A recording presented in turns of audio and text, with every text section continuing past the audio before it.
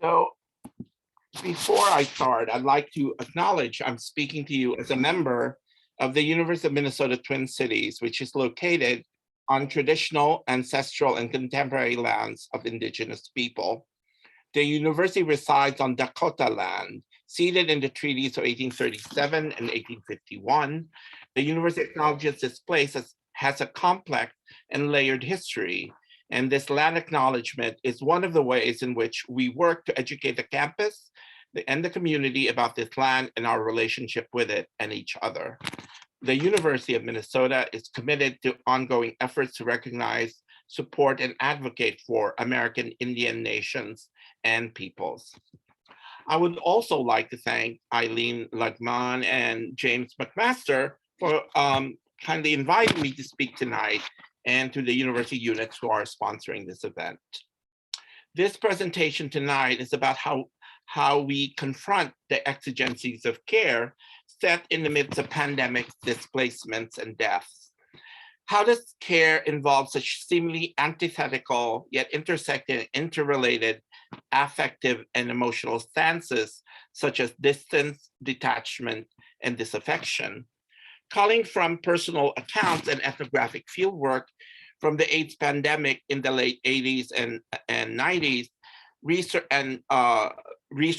on undocumented queer immigrants in the first decade of the 21st century, as well as autoethnographic accounts of the ravages of the COVID-19 virus, I would like to rethink care through queer lenses as a series of messy, entangled enactments and bodily composures that weave a counterintuitive story of togetherness, intimacy, and bodily positionings.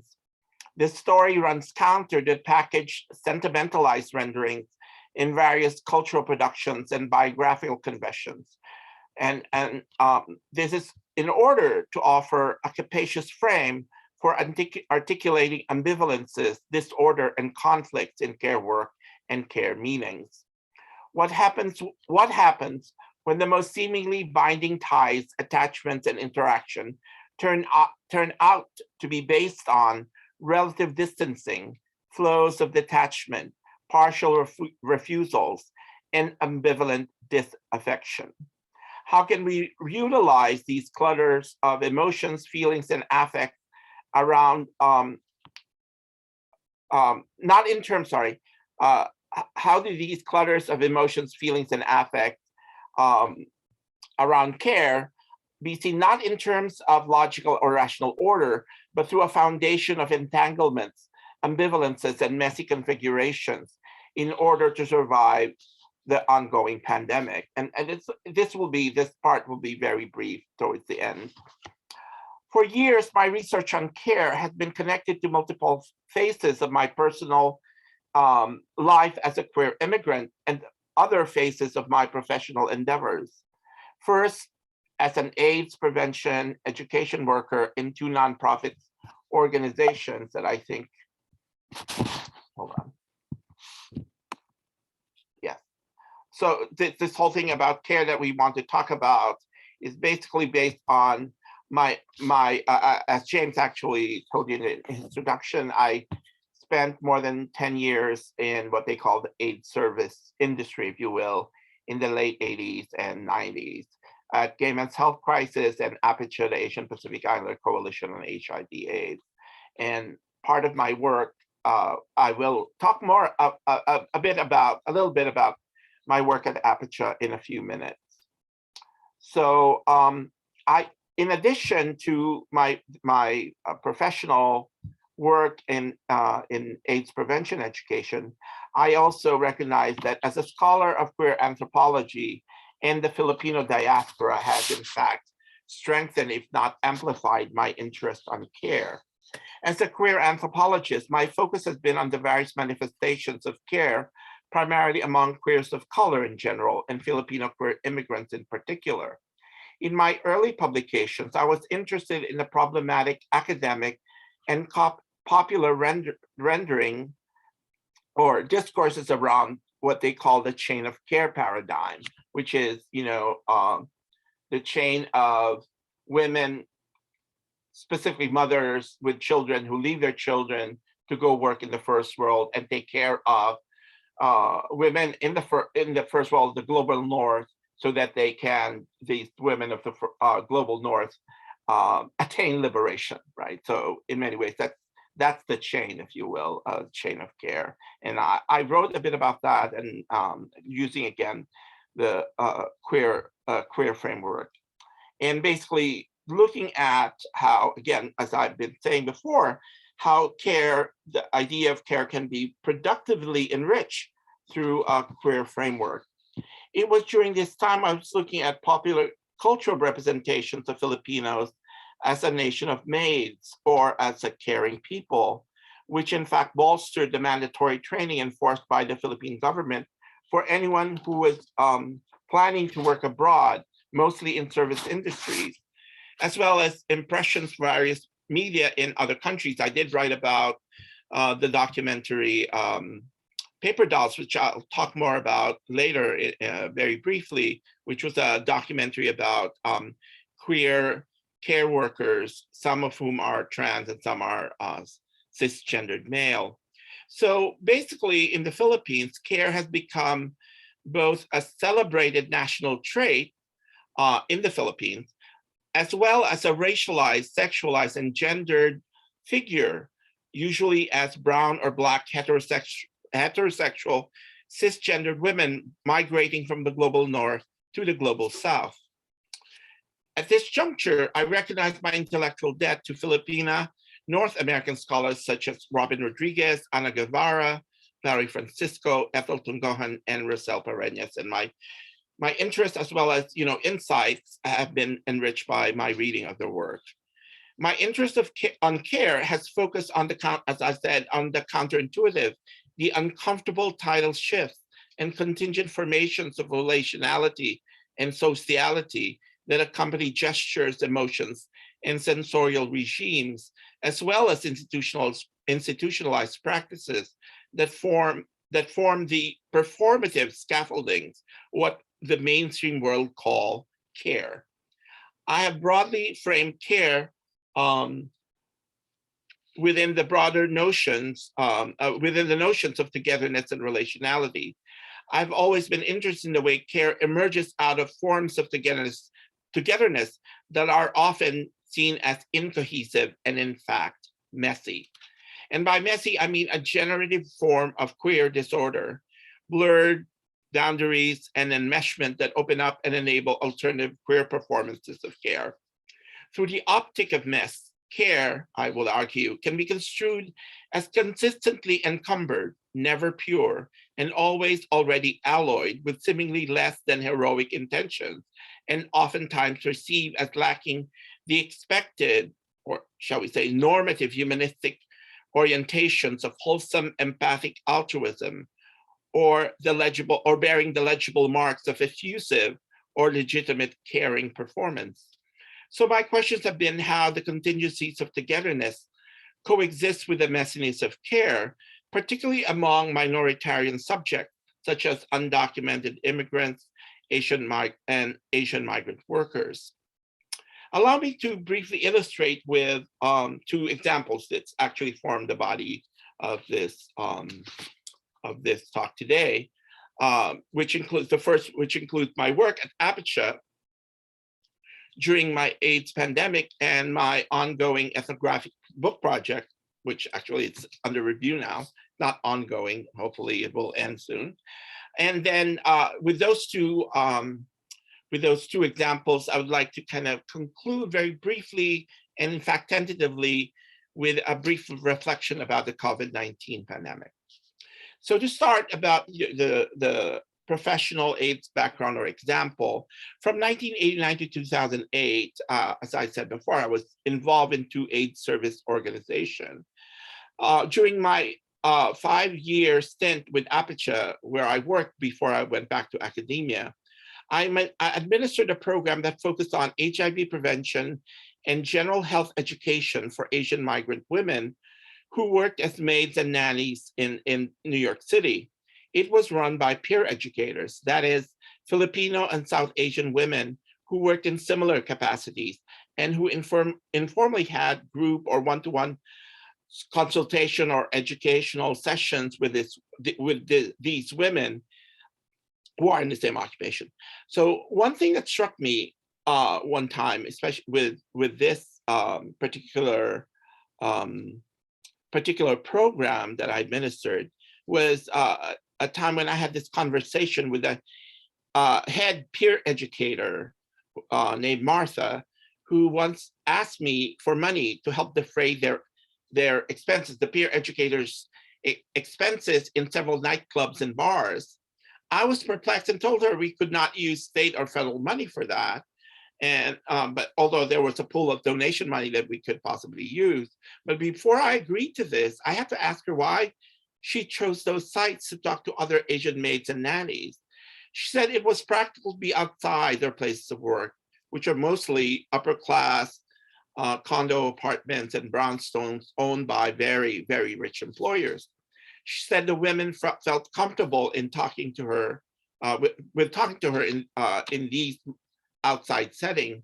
I then said, would it be harder for them to impart and talk about information in these particular places, since these places were in fact noisy, and there was a lot of socialization with alcohol, and places where people pick up or for hookups or dates or whatever, right? But she said these were the best places to conduct the program's mission, because it's precisely not their place of work, where they can meet men, drink, and enjoy themselves. And then I countered that defeats the purpose of getting the information. She said the information could be given quickly with the help of brochures, but there was nothing more important as giving them a time away, that is to be distant from their place of work, their wards, or the children, their employers' children that they take care of. And in short, she was saying they didn't have to worry about caring for other people. Well, I said, well, isn't care your work, caring for people? To which she responded in a way that stuck with me for years. You might think that we do the work of care, do the work of caring 24/7. That's not true. It is important for us to get away and not be drowning the routines of caring. And I'm kind of abbreviating the conversation. Our employers expect that from us, but that's not realistic. Sometimes you need to get away, and maybe not always to another place, but maybe in another mental state, which she was saying that sometimes in the middle of preparing the kids, preparing the kids to go to school, meaning her employer's children, she was thinking of other places. And then sometimes, and her mind will wander, and then one of the kids will nudge her and say, kind of wake her up from her stupor. This might sound unprofessional to me at that point. But then she said she needed those moments to get away even mentally. And that these women, some of whom who were married to husbands who stayed behind in their homelands, wanted to meet other men, though they wouldn't admit that it was cheating, but it was a way to take themselves away from, or to distance, at least momentarily escape from both the employer family and their the worries about their work, which is taking care of their employer's family, and the worries about sending money to their biological family. She said that there were times that she needed to detach and to go through the motion, and she used the word detach, and go through the motions, the mechanics of caring, without necessarily feeling or thinking it. That's what she said. That's a feeling or thinking it. Going through the motions, if you will, like routine gestures, scripted phrases, facial expression. And she also said, we all have our own urges, and they're not always maternal. Martha said that these women, particularly the Asian care workers, needed to take care of themselves, whether planned or not. It sounded to me like being on autopilot, like what the sociologist Arlie Hochschild said in The Managed Heart about flight attendants and they're managing a professional, emotional, affective performance of service, right? But manage, in this case, I think, is a word that's a bit too mechanical. In fact, Martha said she felt ambivalent about it. And there was always this tension of being true or real to the caring work that she did and to her feelings around the two groups of children, the biological and the kind of adoptive employer children, right? She did say that she felt some feelings towards her ward, meaning the employer's children, and she was conflicted with her own feelings with her biological children left in the Philippines. It was not just the physical and emotional distance between her and her biological children that worried her. She was disturbed by the burden. Also, counterintuitively, she was disturbed by the burden of proximity with her employer's children and the demands of paid emotional work. At various times, she felt alternate surges of irritation, antipathy, or, on the other hand, warm empathy or love towards her wards and to her biological children. She said that these conflicting, and I call them affective surges, she just said conflicting emotions, were persistent, but one that she had to live with. These are moments, she admits, that where she could not control, quote, the flow of emotions. But in her public face, she tries to appear collected and sure of herself and exhibiting a caring, if not professional, composure. So, I have summarized quite awkwardly, the very kind of emotionally laden interview I had with her. But she said all of these entangled behavior and performance of what people might call self-care, of disaffection, of distance, were fraught with a lot of worries, misgivings, guilt, and other messy feelings. Martha said there was no real solution to it. Rather, she would have to bear with it, and maybe she hopes of some kind of bright ending. Maybe, and it was all around maybe. It wasn't like this is what's going to happen. So the future was always framed in contingent terms. That maybe she would be able to go back and retire to a prosperous life in the Philippines. She acknowledged that this outcome is still far-fetched. She continued to work. Actually, she was working and she had side jobs as she was working as a nanny, trying to get more support for her biological family in the Philippines and negotiate a way of life, a kind of dwelling, and divergent ways of caring that have no guarantees or solutions.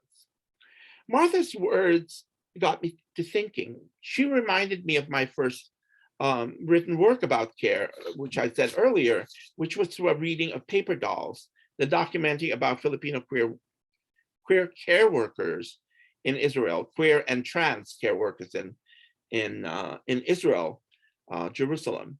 Jan, one of the members of this group of care workers, queer and trans care workers, presented a kind of apathetic facial, demeanor, despite the fact that she, according to, the employer and all that, worked quite well. That I conducted focus groups of people watching the documentary, and several of them assessed Jan as inauthentic, incapable of enacting true care, and was filled with disaffection for so many, and kind of in so many words, what we would call disaffection. Martha and Jan, Martha, the care worker in New York City, and Jan, one of the figures or the characters in the documentary, provided lessons for me regarding care and disaffection, which we will return to in a few minutes. The second example comes from my book project called Queer Dwelling. From 2002 to 2012, I was involved in what I call an ethnographic tracing of the lives and interiors of a group of 6 undocumented queer and trans immigrants living in a cramped 1-bedroom apartment in Jackson Heights, a neighborhood in the borough of Queens in New York City. The 6 people in this household, or the queer 6, as I affectionately call them, you can ask me why I call them that later. The queer six consisted of men and women, one trans woman, and a couple of cisgendered women, and three cisgendered men. They came together, they came into the household with two pairs of friends, the Ecuadorian gay man and lesbian, and two South Asian men. And it was through the efforts of Imelda, the trans Filipina, who casually knew them in the neighborhood. They pulled their resources together to come up with the rent and to pay utilities from their multiple service sector jobs. They were undocumented and working class. They often likened their cramped one-bedroom apartment to a jungle, a wild, often rickety, messy formation of piles of clothes, boxes, suitcases, and other paraphernalia, actually one or two chairs and no real beds, that formed a dwelling which I initially compared to a hoarder's lair. But after carefully examining their precarious condition, I reconsidered my initial preconceptions of the household and began to frame the domestic mess or morass as a queer, wild space of habitation that harbored entangled and meshed lives. The six were also rarely in the apartment any one time. It was a kind of a rare event if all six of them were there. Usually two or three would be at work while the others slept. No eating was allowed because of fear of infestation. The household members rarely socialized as a whole, except for a couple of moments of commensality, which I don't have time to talk more about. But even that moment of what I call an accidental commensal event of a shared meal because of the bad weather, this singular event did not lead to some kind of heroic solidarity, because people have always said, well, it's about kinship, but I would dare not call it kinship in that way. Or it did not cause, this commensal event did not cause a dramatic, legible enactment of care and intimacy, because they go in, day out. To me, for so many years, I thought, they just come and go. It's as if they're strangers sharing a room. In some cases, that was true, but in other cases, it led me to believe it's a bit more complicated than that. So, in fact, many of them did say in the early years, the days were spent with what one would call familiar strangers, whose lives have gone on running in wildly disparate trajectories and schedules. They went about their lives most of the time without actively seeking more intimate information about each other or enacting overt presentations of caring and togetherness. In other words, the commensal event or two led to actually the persistence of distancing and a further cultivation of what one might call detached togetherness.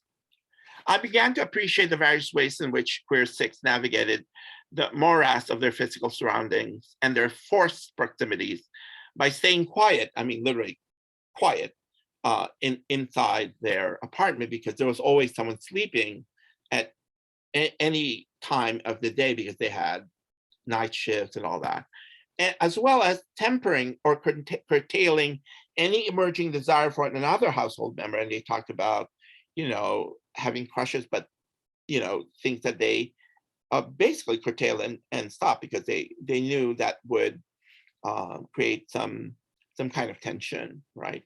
But what's more interesting was the way in which their quotidian comportment, the way they angled and their bodily stances and postures by modulating voice, synchronizing movements, in which I would term as a kind of a precarious quotidian choreography that I think is quite ethical, or what Roland Barthes has called idiorhythmics, which can be likened to a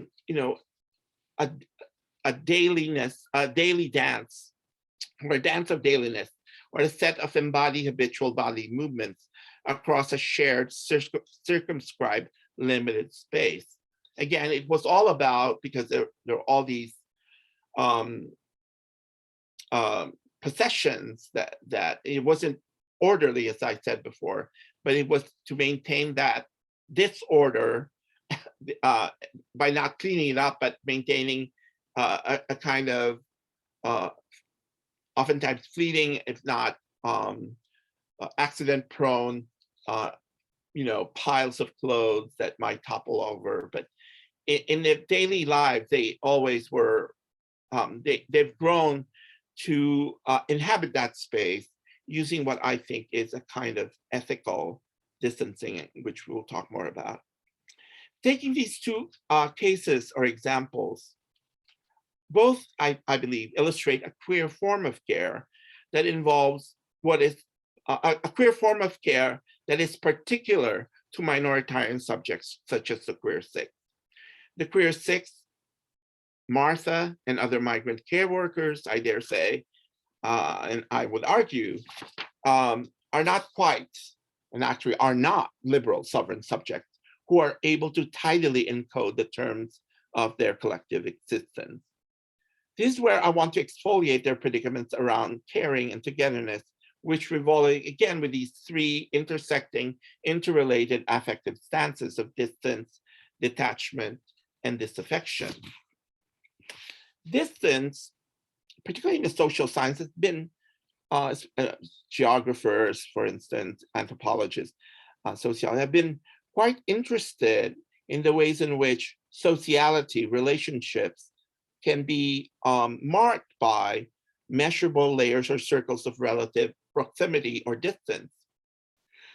Proxemics is a branch of one of the social sciences, and one could say anthropology and sociology, where the sociality of space has been a major point of concern. They were, proxemics is a social scientific approach that deals with the amount of space that people find necessary to set between themselves and others. But interestingly, the pioneer of this approach, Edward Hall, prioritized physical space and in some way overlooked the crucial emotional affective components of social distancing. And these are the kind of diagrams that exhibit this form of knowledge that we call proxemics, which I think many people particularly in this present pandemic, learned in a rudimentary way, right? The schema that Edward Hall created is too clean, too restrictive, and too normative. What is important in the two cases I present are precisely how distance are about porous borders, and are based primarily on minoritarian creative negotiations with power, and that these negotiations are never really clear-cut and legible. These minoritarian subjects may appear to outsiders as always already aloof, unprofessional, or merely uncaring. Again, going back to my examples.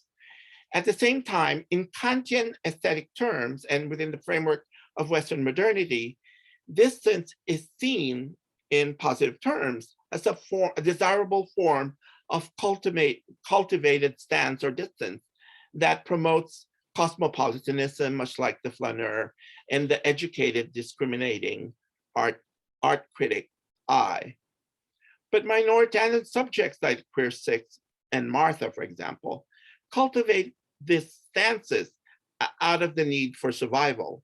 It's not a placid form of cultivation or of planting affective emotional seeds in fertile social soil with an eventual bountiful harvest.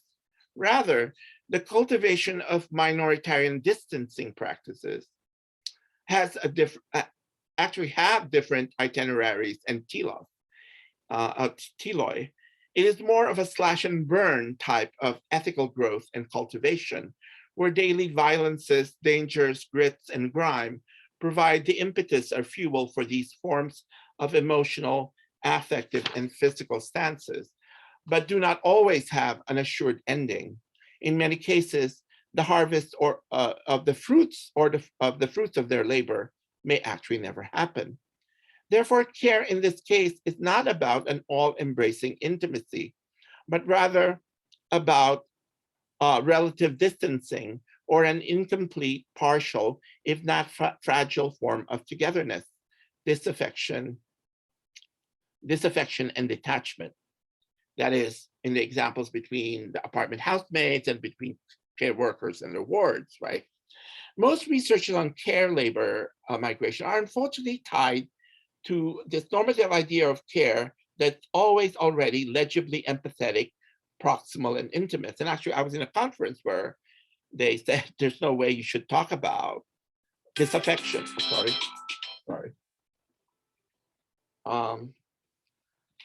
That I should not talk about disaffection in relation to care. It was a big care conference. And the first kind of hostile question was, how dare I talk about disaffection in relation to care? And you see that the kind of strength of that negative comment was precisely because of the weight given to the kind of normative and what people might call authentic care. They say that detachment, disaffection, and distance can never be part of care and care work, since they are all antithetical. These scholars, at least some scholars, consider disaffection, distancing, and detachment as forms of emotional void, and as well as instead of as an illegible set of feelings and affects due to power inequalities. Let me repeat that. Some scholars consider disaffection, distancing, and detachment as forms of emotional void, instead of what I'm arguing is that they are illegible sets of feelings and affects due to power inequalities.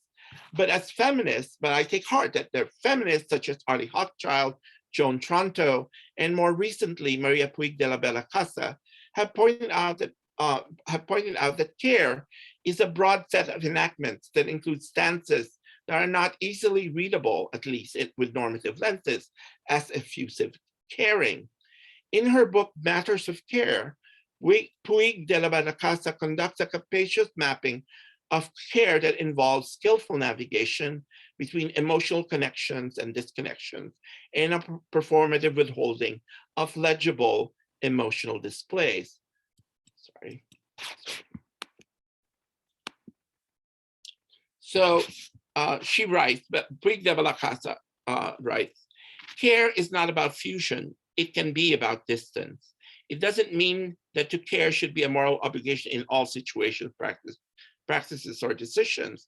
Virginia Woolf spoke compellingly of the power of cultivating indifference as a form of quiet revolt, the disruptive power of choosing not to care about what we are enjoined to. Although at the same time, I don't think it's that black and white, right?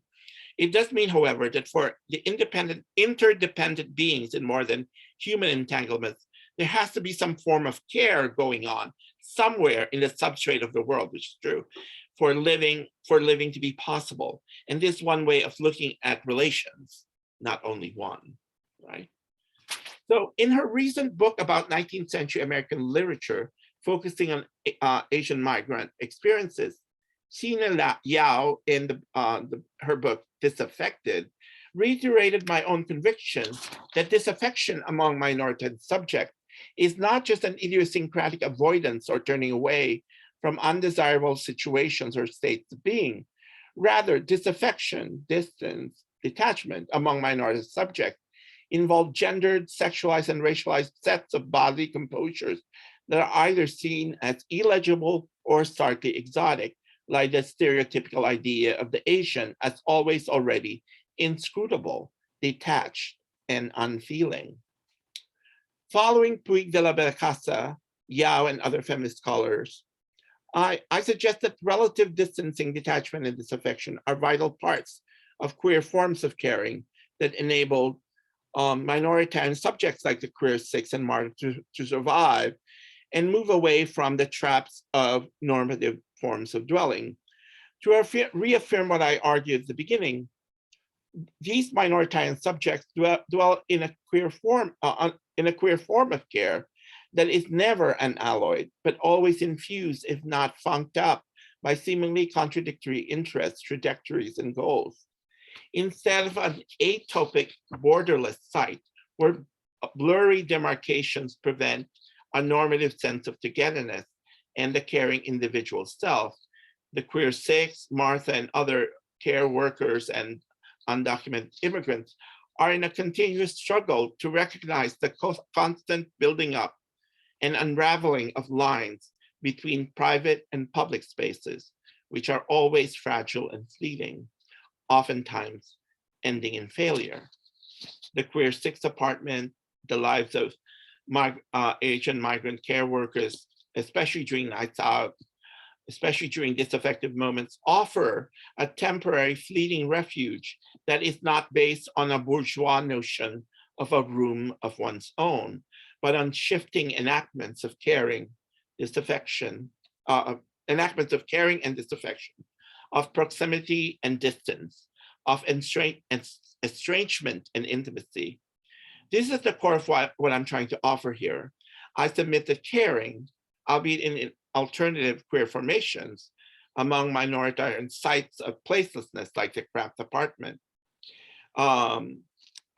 is especially important to note that togetherness and care are not absolute, but imbued with mess, tensions, and contradictions constituted by ambivalent desires and interests. These are important means for survival and a form of engagement, if not resistance, to power. To conclude, I would say in writing this, I realized I was caught in terms of my own experience. I actually say autoethnographic experience, but really personal experiences during the COVID pandemic, in which several of my family members, immediate family members, died of the disease. And I realized I could not write in a manner that would be that would provide enough space to justify my writing about them. But nevertheless, I think it's important to note that my inability to actually get into what would have been a third example depended a lot on my distancing move, if you will, that enabled the shielding of my grief and loss. That in fact this form of this emotional stance enabled the stance of distancing. So just a way of concluding, I argue that it's through the queer six and female migrant care workers' entangled and messy lives that we can find glimpses of alternative queer landscapes of togetherness and care, and to discover resonances with their predicaments from years ago, with the morass we live today. So just a very brief reflection. With the morass that we live today in this ongoing COVID pandemic, as well as a more provocative queer understanding of care through critical confrontation with blurred, messy boundaries. By queering care, I have limbed the ways in which subjects like the queer six and Asian migrant care workers like Martha fuel their struggles for survival through a dwelling of the otherwise, a non-normative sense of being, building, and feeling. All of these resonate in vibrant ways in which, at this present moment, when a pandemic, this raging pandemic, requires quarantine, mandate, social distancing, and totally upending typical forms of sociality, when at the same time, authoritarian regimes require violent ethnic decluttering, expulsions, and borders, and in fact, ethnic decluttering or cleansing. And popular culture icons like Marie Kondo and pathetic political creatures like the Orange One entice and lure aspiring late liberal subjects into an ideology of ordered domestic bliss. In the midst of all these, the queer six, Martha and her co-workers and their enmeshed lives offer a broader, in fact, a broader horizon of possibilities that might enable us to confront the snares and traps of late liberal capitalist ethos and the challenges of the current pandemic, in order to allow us to imagine queer, unconventional, yet vital forms of togetherness and care. Finally, distance, detachment, and disaffection, I would argue, have become the primary affective conditions of our present moment. We need to consider them seriously for our own survival and possible flourishing despite the present day challenges. Furthermore, these stances, I have said before, constitute a richer and more expansive notion of care. On an ending note, I end with what I typically say in Zoom events where I give a similar kind of lecture. I just wanted to briefly dwell on the uncanny character of our coming together today in this event. Here we all are from various time zones and geographical locations, gathering through the illusory intimacy of Zoom technology. Here we all are, despite the physical distance, in squared off forms of presences and absences. These squared off forms differentially expose or sometimes conceal various dimensions of ourselves, including states of dress or undress, engagement or inattention, as well as, I believe, states of grief and longing. Here we all are after 2 years of the pandemic quarantine, cultivating what I believe and will always believe to be creative ethical arts of distancing, detachment, and disaffection to make sense of the world and ourselves and reaffirm the bright and capacious promise of care. Thank you.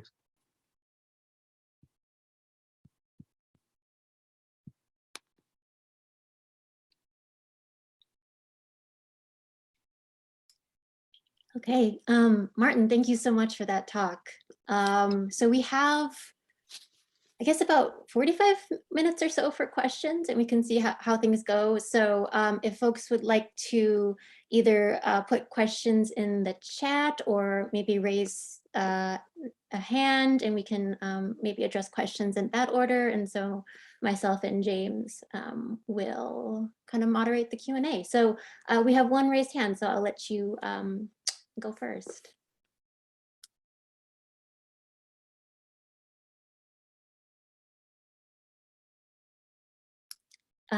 Maurice, please go ahead.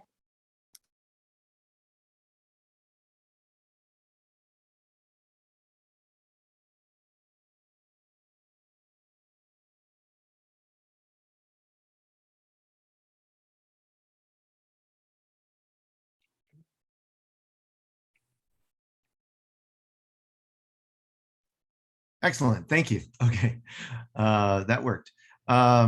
Martin, thank you very much for this presentation. I think you gave us a lot to think about in terms of all the issues. I'm particularly interested in the detachment and disaffection move. I noticed that in your presentation, you didn't frame this in terms of self-care. Yeah. And I was wondering if that was an intentional Yes. an intentional choice. You know, perhaps you have issues with that notion of self-care, Yeah. or what your thoughts were. I actually was about to say, if you have questions about self-care, I'm ready to answer them. And actually, it was intentional, and it is an issue. In part, I think whether you think it's wrong or not, I didn't think I had enough time to argue and critique prevalent ideas of self-care as opposed to, let's say, the idea of Foucauldian self-care, right? To me, when people say, oh yeah, well, it's always necessary to have self-care in the ways in which, you know, this self-care has become such an industry, you know, in self-help books and all that. But to me,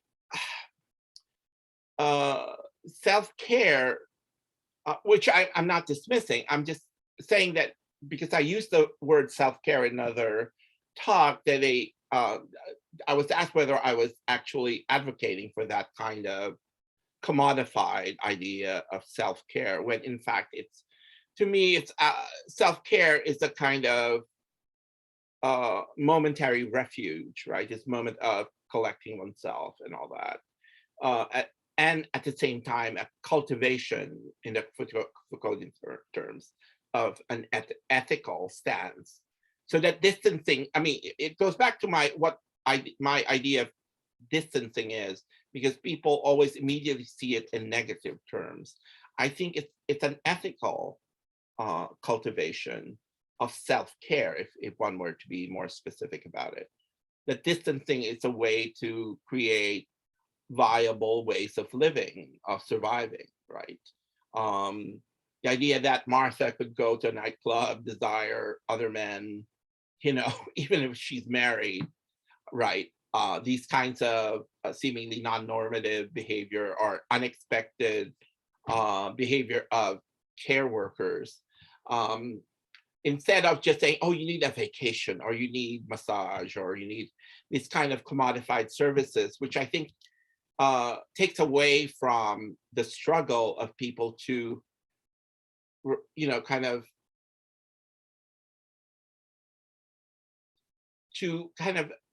create a better sense of themselves, a grasp of who they are and who they could be, right? Again, you know, it's good that you actually mentioned self-care.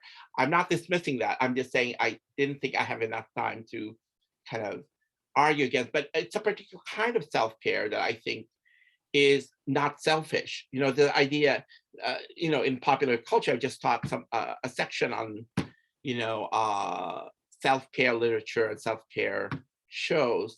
I wanted to disabuse people of that. When if ever I would use self-care, I would have to do these kinds of preemptive measures, definitions. So yes, there is self-care, but the care, the self-care of minority subject is not the same as people in power who just like with a, you know, with a credit card would say, well, yeah, I could have a massage, I could buy something, I could go shopping and all that. And, you know, in these cases, that's not even possible, right? Yeah, so I mean, that makes complete sense. I mean, you went to great lengths to specialize the terms distance, detachment, disaffection, and you can just do the same thing with self-care, right? Yeah. I mean, Yeah. it's you're right. It's become a neoliberal commodified, you know, Yeah. term, and it just sounds again like an overused sense of privilege. But in the context of what you're saying, it is a certain kind of self-care. You just want to be very careful about how you frame it. Yeah, it's true. And thank you. I was expecting that question, and I, you know, because I knew that I kind of retreated from actually engaging with it for I thought would be lack of time, and I think I went really fast. But anyway, thank you. Thank you.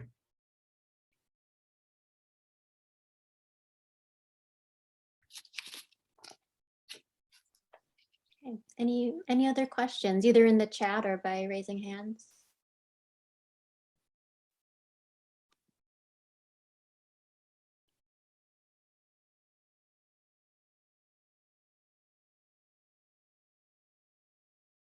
Maybe while we're waiting, Martin, maybe I can ask you a question in the meantime. So just to, I mean, give a little background, James and I sort of came up with this idea of inviting you because I remember us being in a coffee shop wanting to talk about methods, and particularly kind of doing ethnographic like analysis of affect, and we immediately thought we should bring Martin here to tell us how to do this. So I wonder if you could speak a little bit about like how these concepts that you're drawing out, how they influence or sort of affect your approach to ethnography and research, and how you see that kind of playing out in future research.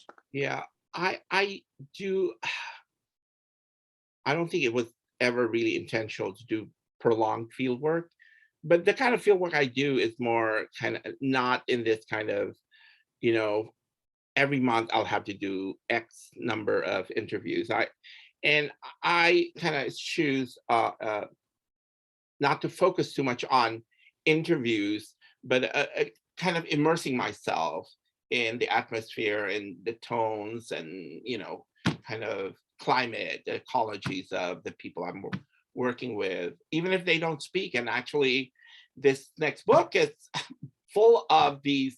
I mean, I couldn't really, I don't think, effectively convey the long periods of silences that was involved. And because, you know, I think in researching about affect and mood and atmosphere, it took me 12 years, not by choice, but because I think I had a better grasp after 12 years. And also practically the queer six that I call the group eventually disbanded for practical purposes, and they went their separate ways. Again, it was not by choice, but I think, well, I thought it was too long. I thought it was enough for me to get a sense, a grip, a kind of phenomenological grip on the kinds of things I was interested in. Like, for instance, the idea of mess to me emerged out of my growing and broadening understanding of mess, not just as a physical disorder, but actually both its kind of entangled emotional configurations. Like one of the things I'm writing about is the idea of feeling messy, right? But also going back to method, ethnography is intrinsically messy. The thing that students always ask me after their first month, it's like, oh, I thought I'll be like interviewing people the first month. And I said, well, that's not going to happen for a lot of logistical reasons. But more importantly, I think you need to take advantage of the fact that you're not interviewing. You're just going there and then getting a feel for the place is ethnography. It's not just, people's answers to your questions that actually amount to what I think is the rich ethnographic work, but really getting a feel, right, from, both intersubjectively, but also autoethnographically, a sense of what the place is. So I'm believing more and more about, because I think the problem has been that in the popular imagination, even among grad students, ethnography equals interview, which really it isn't, right? Why the hell would you stay in a place for more than a month? Otherwise, you can be, I mean, some people do that for a lot of reasons, but I think a true rich ethnography is not totally dependent on interviews. You need to talk, but they don't have to be interviews, right? And I think affect, surges of emotional energy are not things that typically would come up in like formalized interviews, because the more formal it is, the more people are like very reticent to present any kind of emotional reaction. And in fact, I realized that interviewing gay immigrants in the 90s, I was being given very stilted answers, right? So the kind of informality, the ways in which, dialogues, not interviews, but conversation, small talk, in situ, right, in the side of living, is important, I think, to really get a grasp of these particularly elusive notions. And to me, mess emerged, I think, it emerged slowly, but very strongly after, as all of these years of reflection, counter-reflection, of how, mess is not one thing.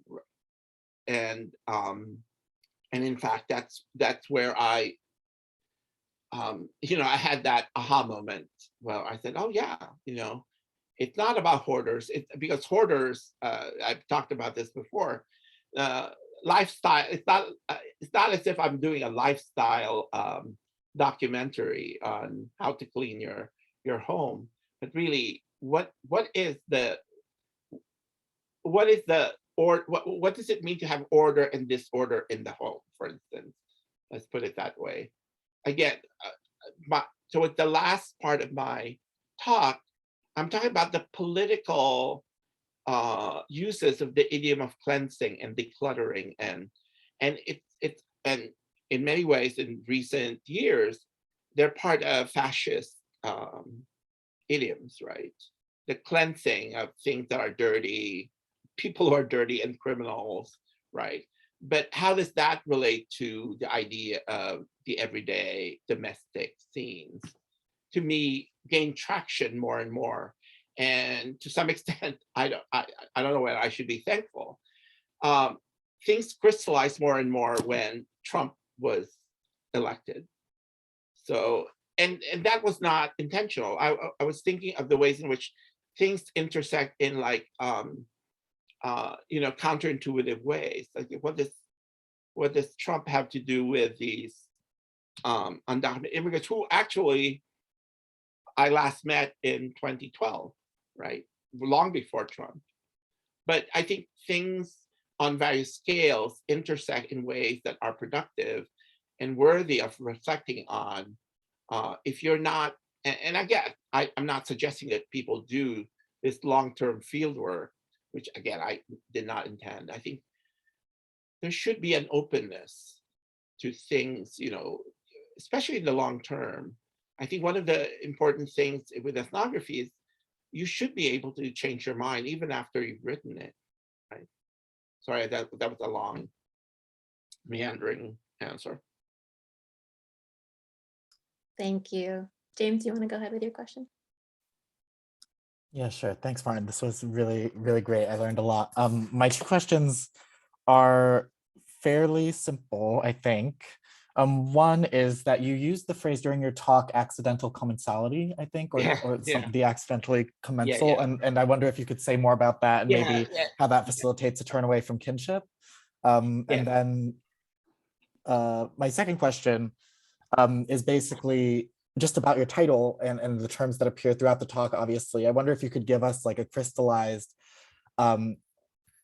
something about what is at stake in putting all those terms next to each other, and what are the sort of differences that we're meant to pick up from, distance, which you're speaking about largely in terms of spatialization and the physical, but also trying to get it towards the affective, which seems to be where disaffection already lives. And so I'm just wondering if you could parse those terms, and then also the accidental commensal. Sure. So the first one had to do with the accidental commensality, which is a long story, which I couldn't bring in. Again, I'm always worried because I speak kind of awkwardly and slowly. It's basically, it was one of two times in the 12 years, more or less, almost a decade, more than a decade, of my, interacting with them, that they actually were together and that they actually shared food, which I said, was not something that they allowed. And, the sharing of food is seen as one of the, commensality, as one of the key performances of kinship, if you will, which is why I'm always wary of people forcing me to call it kinship. Because it was, again, a rare moment. It was because of out of necessity. And they themselves recognized, we don't really know each other. During that, it was a wintry, sub-zero weather in New York City, and they suddenly found themselves with some food that they were supposed to go elsewhere to work or whatever, and they started sharing food. And it was an awkward dinner, if one were to call it, because they didn't have a dining room. They didn't really have furniture. They had like 2 folding chairs. It was awkward, but it was also meaningful in that way. And in them realizing, we don't really know each other, and maybe we would never know each other, right? And that was okay. It wasn't like, as I said before, it didn't cause them to be like tight, right? And that would have been like a great, telos. It's like, this accidental commensality that created a real family, whatever that means. And to me, the continuation of the distance, right? Relative proximity, distance, and whatever. And I think this the kind of cultivated detachment because of the tightness of things, but also emotional. They curtailed their, at some point earlier on, I had a crush on so and so, right? That was that especially in that case, they were a couple of them had crushes, intentionally, cut it. But in cutting, I hate to use the word cutting as if it's this complete disaggregation. But in fact, and this is what I've been trying to explore, there is that messiness in those kinds of desires, right? That never completely get cleaned up, right? Even to that day, it's been years since we kind of had that, look in our eyes, and then, but what does that mean to continue? And I don't think it dissipates continuously, but it lingers in a way that I think speak to the kinds of ambivalences and ambiguousness of attachments and detachments, right? So one of the things I'm interested in with detachment, and there's been a recent anthropological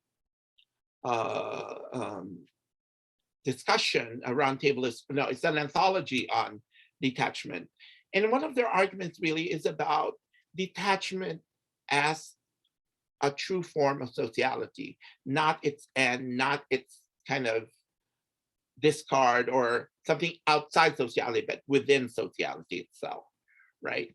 And I'm interested in that, in the ways in which people who are detached emotionally in that way, or and not interested in each other's lives in that way, can have a form of sociality that is viable, right? Because I always thought, like a lot of roommates in New York, that would survive maybe a year, if not, and they lasted more than a decade. And I keep wondering about that. So how do you, we always think of, what was not suitability, sustainability, right? How can you sustain these kinds of relationships that are based on distancing and detachment, and to some extent a disaffection to a kind of that's not just, I mean, okay, let me put it this way, that's based on these forms of stances, right? Even if at some point that rare dinner, that moment when there was that moment where they had to help Imelda with a gown, was another rare moment. How those rare moments actually did not dramatically transform the the emotional landscape, but actually kept it on. But I think to some extent kept it viable, right? Sustained it. Because there's a way in which detachment and disaffection are always seen as negative feelings, right? And as we all know in queer theory and affect theory, negative emotions and negative affect are generative. And most people won't see that immediately with detachment and disaffection, right? I think they generate these bonds that, especially for minoritarian subjects, are the ways to survive, right?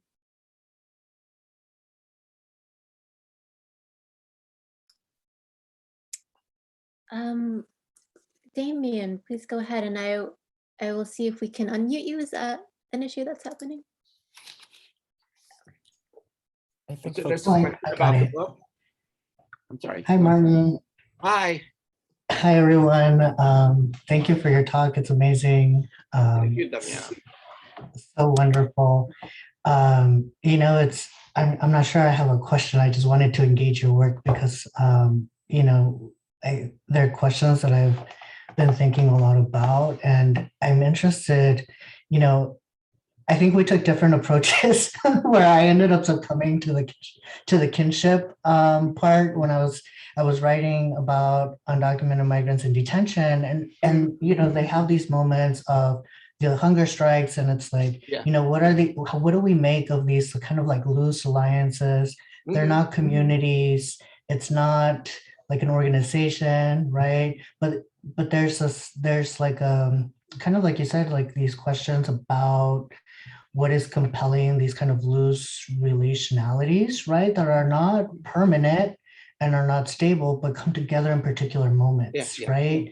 And don't necessarily require like an attachment and the emotional attachment that we think of, but are very much about practices, really, right? And even convenience, right? And these kind of different material realities that structure particularly communities of color, which I think you're right, they really do offer us another world of thinking about how relationality is being constituted, how thin it can be, right? But how important that is anyway, right? Where there's a overvaluation of like a thick and deep attachment over the kind of acquaintance, right? That can, be just as formative or Yeah. important in a life, right? Yeah. And so I really, there's so much about those encounters and also about how spaces are constituting these kind of relationalities, right? Yes. But how much of that can be very ephemeral and very contingent, and how that is Yeah. really important. So I just heard that in your work. And so No, it's I just really appreciate fascinating. your mentioning of the thinness, right? I'm actually, just to go back to the method question by Elaine, I'm very much interested in what is being called thin description rather than thick, in terms of these kinds of ephemeral, sometimes unsustainable, forms of interactions, right? And the ways in which, in like kinship studies, I was trained in the British social anthropological tradition, which I totally turned away from, and they are masters in creating kinship charts like they're mathematical formulas, right? And I still have trauma to this day, and maybe that's part of the reason why I'm allergic to the idea of kinship. But maybe, to think about, maybe I would be more convinced about the thinness of kinship rather than these kind of deep, subterranean, where you can map them out in weird diagrams. And basically, I've been very involved, and going back to your idea of the thinness and thin description, which a lot of ethnographers have been talking about. John Jackson, God, I'm blacking out on the other one. This South Asian guy in Berlin, Omar Kasmani, talking about religion and Islam, and he's very much talking about the thinness of this kind of surface level, but not shallow. Surface doesn't always mean shallow, right? In the ways in which, it's this kind of, flow of the air and all that, and not get into, well, what does it all mean in relation to kinship theory and the kind of algorithms of attachments and detachments. And I think that's very important. So thank you. I'm writing about thin description, using that idea of thin description in what I'm calling the queer endotic. And it comes from the work of Georges Perec, the endotic meaning the opposite of the exotic, but it's kind of, everydayness, the habitual, the routinary, and how we can take those as themselves and not indicators of something grander, something scalarly, complex in terms of scale. So to me, thinness of description is important in my own work, which I think about as the anthropology of small things, or more specifically, and the anthropology of the granular. So yeah, and I do in the final part of my talk, and I think in my book, kind of talk about these so-called larger things, but I keep to the endotic, right? The ordinary, and what Georges Perec calls the infraordinary, which I think is wonderful. So thank you, Damian. I hope you're doing well. There is a quick question about detachment. Is it the book? Was there initially? The title of the anthology that you're referring to. It's called Detachment. Edited by Matei Candea, Candea. It's Detachment: Essays on the Limits of Relational Thinking. I think that if you want to know more, it's a very good book.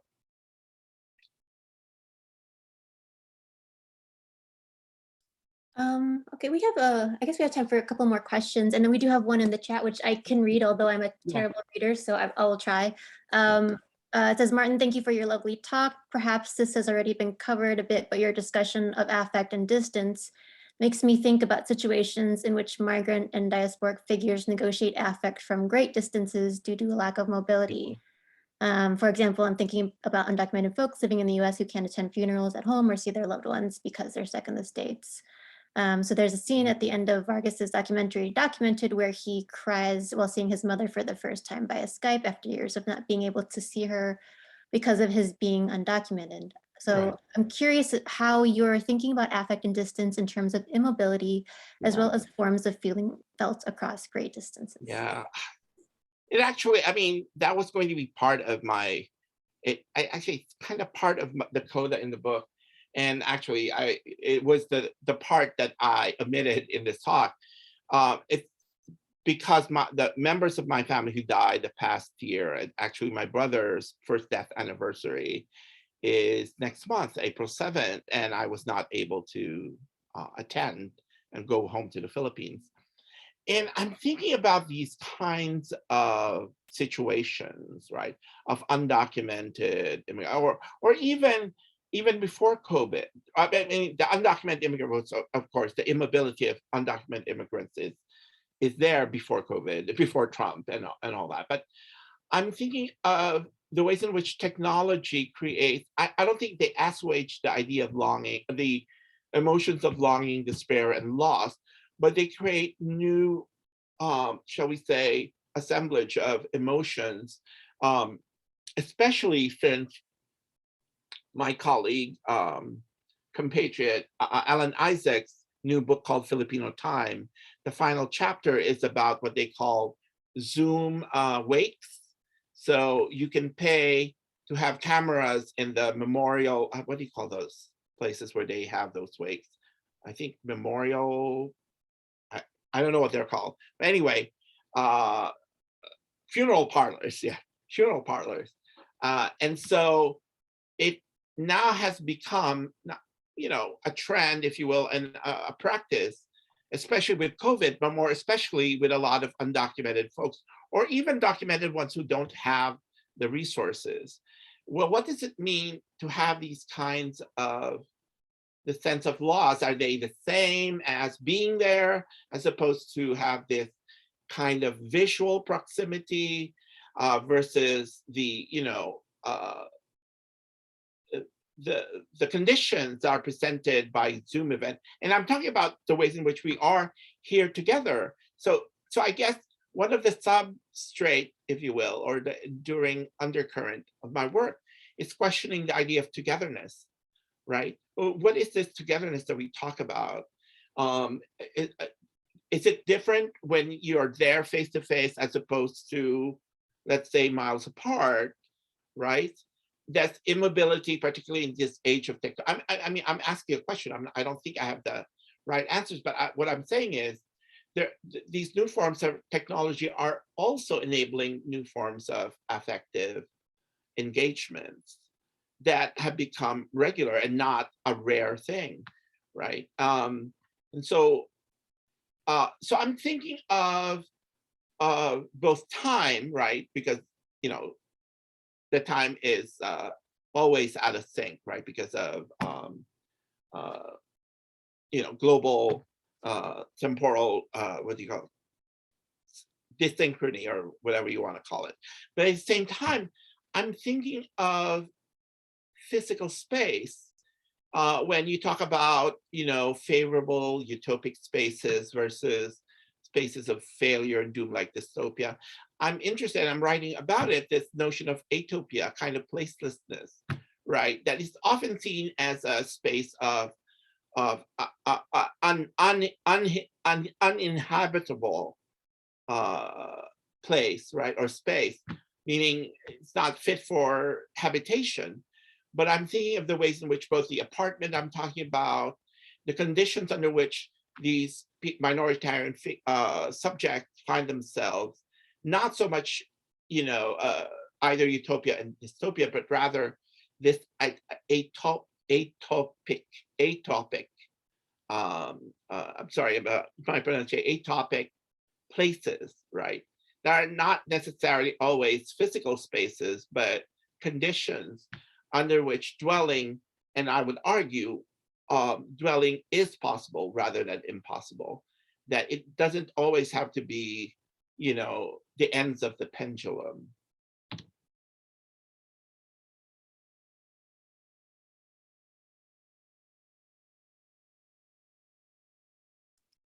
So, Okay, so I think we have time for one more question if there is one, but we also can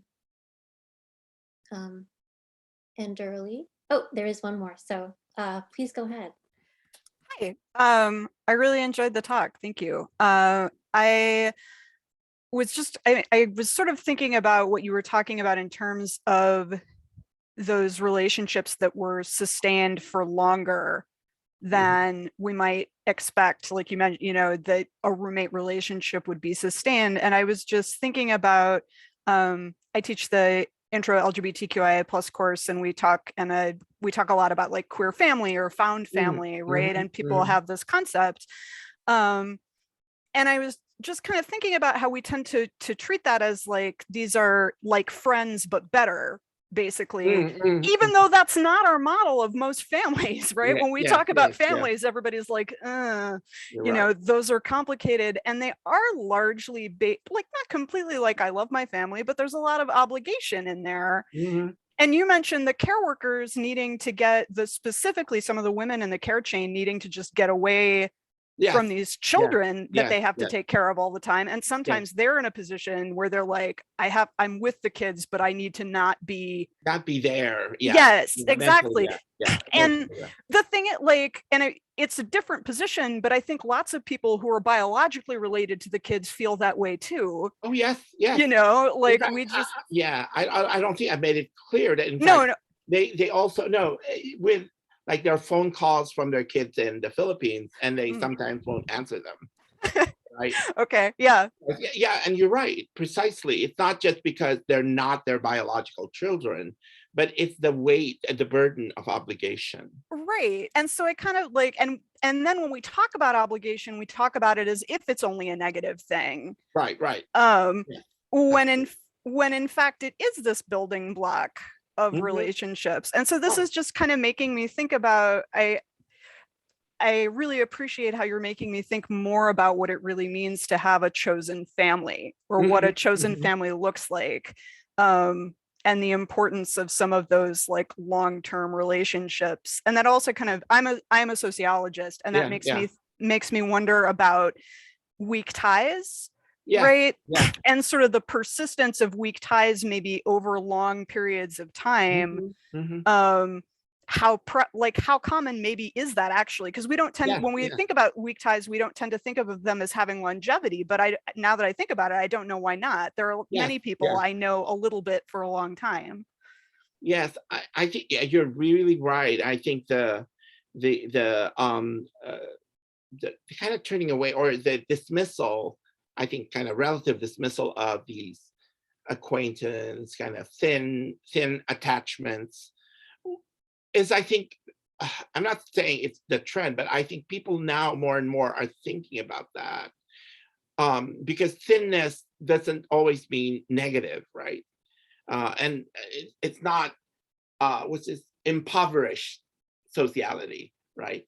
But it's a form of sociality, because people think, oh yeah, it's the opposite would be like, oh, this abundance of interaction and all that, which I think is important now that, you know, we live in a world with all this technology about like 15-minute, I'm not sorry, 30-second TikToks, not even minutes, TikTok. I think, you know, duration is no longer pre-measured, right, in terms of how important, how durable, or how meaningful things can be, right? And so, yes, you're right. You're definitely right about thin attachments are actually, in addition to thin description, is, I think, what a lot of us, you know, that I'm writing in tandem with a lot of other people that we're advocating for in this particular era.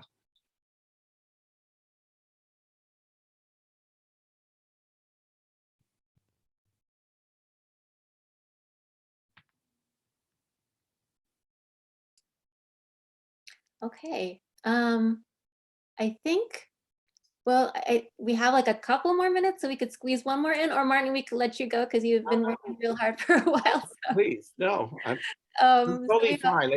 I love those questions.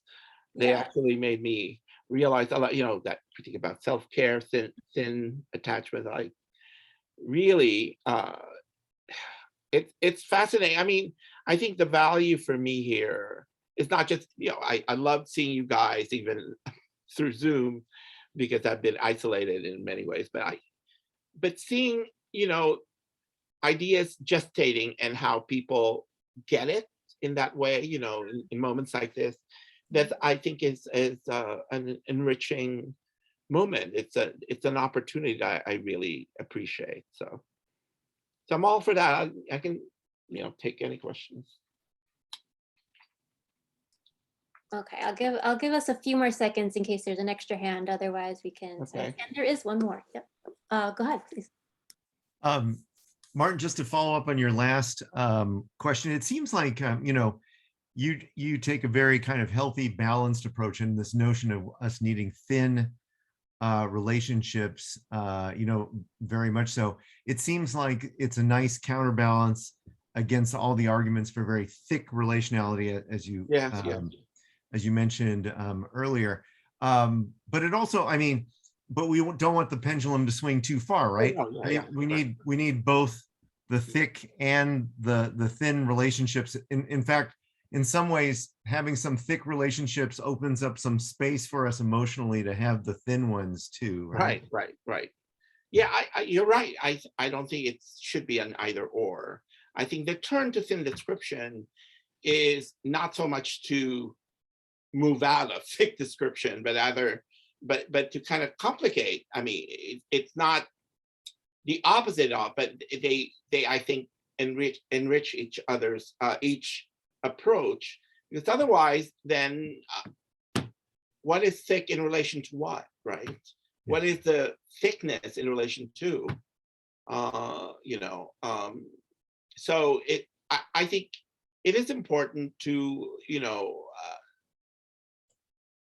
confront what has been missing in this whole kind of focus on thick description. And sometimes, I mean, there are dangers. I mean, there are, I think, advantages and kind of enriching possibilities in thick description. But in some ways, there's also an aspect of it, particularly in the early ethnographic works, that is quite colonizing, right? But I think in recent years, even especially since the 80s, of course, with writing culture, the idea of thick description has become more and more subject to the thing. John Jackson, especially in his book, Thin Description, about Black Jews, Black Israelis or something. And he talks about a kind of critique of what what's his name? Clifford Geertz used to say about thickness, right? It's like these multiple levels, and it's almost like this never-ending search for levels that sometimes I think kind of remove us from the immediacy of relationships, right? Finding, what was the term? Turtle after turtle after turtle, like these layers of turtle. I'm like, well, sometimes it's just a turtle, right? And even so, if there are other turtles, deal with the turtle you have, and maybe it'll give you a different perspective, right? So yeah, thank you. Thank you.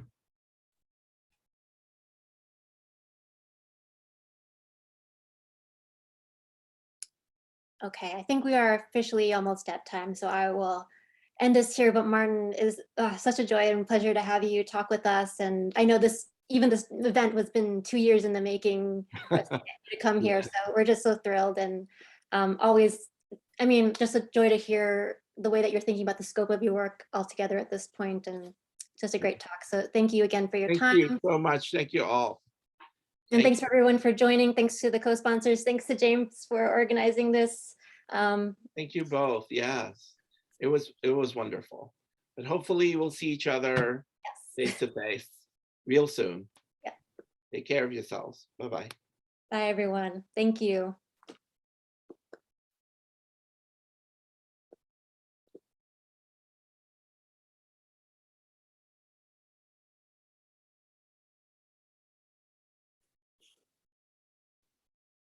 Okay, went well. We did it.